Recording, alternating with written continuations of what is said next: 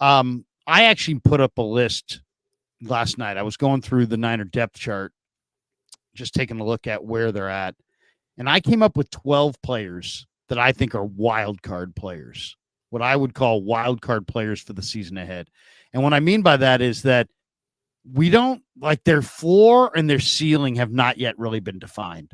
Like, we're not really sure how good they are or, but we, there's reason to think that these guys all have talent and right. They could go either way. How about this? Here's what I have. I know for a fact Drake Jackson's on your list. Drake Jackson is probably he's not actually on the list. No, he's not on my list right now. He's in his own because his knee is not letting him get out there, and I got to see more from him before. I'm more skeptical on Drake. This is year 3.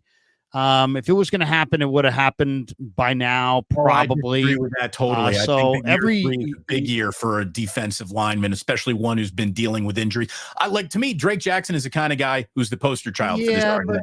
I don't know what we got. You could have a very significant, talented NFL player, or you could have a total bust, a guy who doesn't make it in this league, doesn't get to a second contract. It could go either way right now, that way for Drake Jackson. So to me, okay, so let's go through your list. I'm not as enthusiastic right now about Drake because there's strength issues, there's physical issues, there's and it's like I'm him and Beal, I'm like kind of skeptical at this point. Okay, so this is what I have as far and it's all subjective. Okay, here's guys that I think are wild card factors based on what I've seen of their career and where they're at. Danny Gray. I think Danny Gray still has something there. He can really run. No idea. I got no idea. Like Danny Gray never had he's a wild card. Drake Jackson 3-sack game against Pittsburgh, right? So Drake Jackson has done it in a game. Danny Gray hasn't fucking done nothing in this league. Nothing. Well, right. He's been hurt a lot. I mean, they've both been hurt a lot. Jackson, but at least he's done something. Right. Danny Gray's done nothing. But not a whole lot more. I mean, not a whole lot more. Danny Gray's in a more competitive situation because he's not even been up on game day. You know, the first thing you got to do is you got to get up. If you can't play on game day, it's hard to play. It's hard to make plays when you're not playing. So he's been hurt a lot, but Danny Gray looks really good in camp and he's healthy and he's running around and he's got 4.33 speed and decent hands. Whatever. So believe it when I see it. I don't. He's a wild card. He could be good. He could be good. He could be very good, or he could be cut. He could be cut. Dominic Pooney. He could be good. He could be very good, but we don't know. Braden Willis has looked very, very good in this OTAs. Very, very good in this offseason. He's definitely improved from last year. How improved? Can he make an impact? I mean, he looks like he could be a well above average receiving tight end. So based on what I've seen this offseason. I'm going to throw Tanner Mordecai in there because I don't know what Mordecai is. I think Mordecai might be good enough to beat out Dobbs and Allen. I'm going to put Cody Schrader on this list as well because Cody Schrader to me is the first team all SEC running back who looked good in the OTAs. So there you go. There's 5 guys on offense. On defense, I've got these 6. I've got Jordan Elliott, who a lot of people are skeptical about Jordan Elliott, but I really kind of like him. I think he can go in any direction. The 2 backup defensive tackles, Shaquille Brown and Evan Anderson, both those guys looked really, really good in their pads at minicamp. Anderson is really, really strong and now is down to 315 pounds and looks kind of quick. And Shaquille Brown has just got ridiculous speed and strength and size. So those 2 guys are definitely wild cards. D. Winters and Jalen Graham, definitely wild cards. Darrell Luter, definitely a wild card. And Isaac Yadam, who they just brought in from the Saints, definitely a wild card. He had a great year last year. He had like 8 PBUs and he only played like 12 games. So that's 12 guys that, I don't know what they are. Like none of those guys did anything last year for the most part. Danny Gray, Pooney wasn't on the team. Braden Willis didn't play. Mordecai Cody Schrader, Evan Anderson weren't on the team. Shaquille Brown wasn't on the team.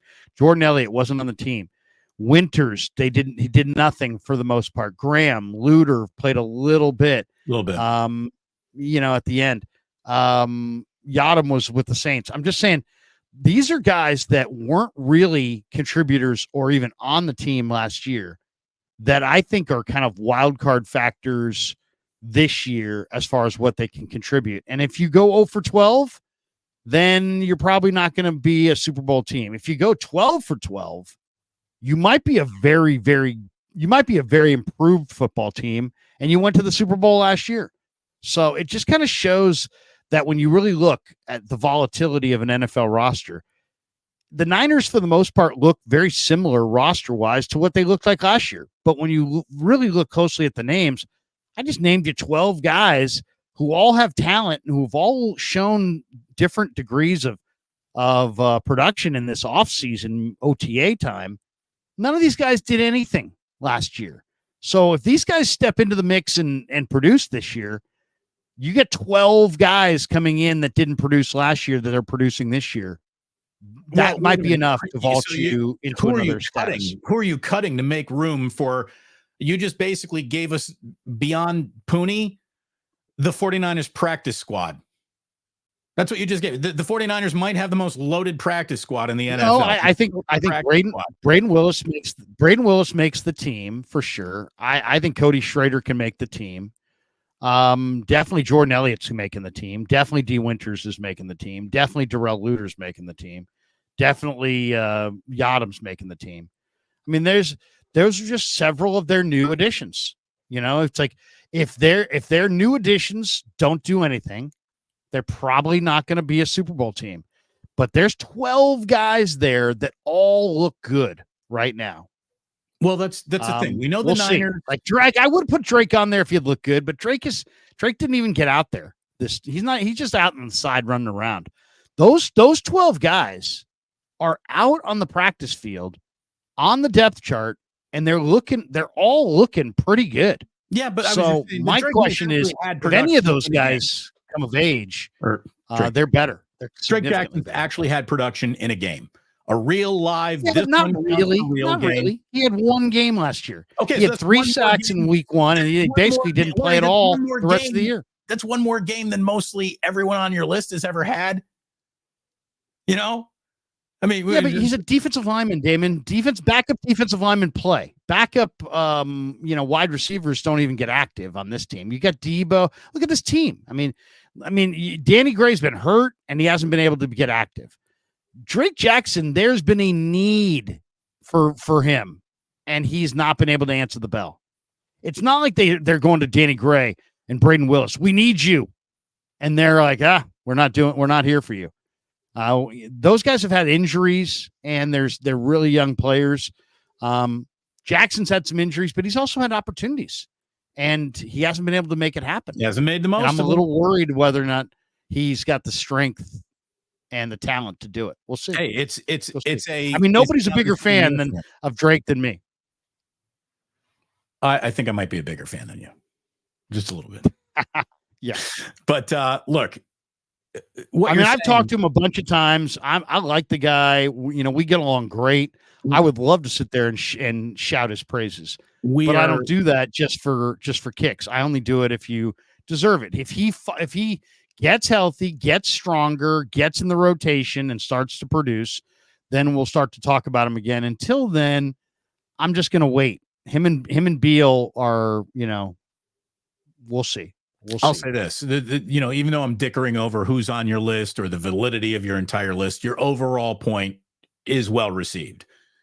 The top of the roster really doesn't have that much room to get better. All you guys come back, give the Niners basically the same thing. That's Pro Bowl level production from the top of you guys. The real production, the real difference making level of production is the back of the roster.